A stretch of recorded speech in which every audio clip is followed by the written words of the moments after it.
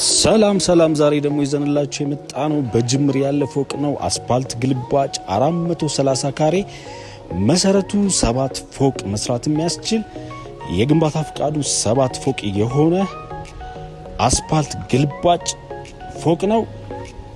ለበለጠ መረጃ አይመርካቶ.com ገብተው ይጎብኙ።